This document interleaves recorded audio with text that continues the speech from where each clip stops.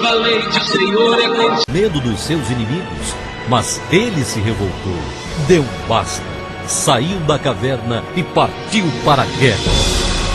O pensamento de Gideão era um só: ou Deus mudava a sua situação e a de seu povo, ou ali mesmo morreria. O que não podia era continuar naquele dilema. Gideão arriscou a própria vida. Foi audacioso, corajoso, porque na verdade ele estava revoltado contra a situação que o afligia. Ele partiu para o tudo ou nada, obedeceu e Deus apareceu para ele.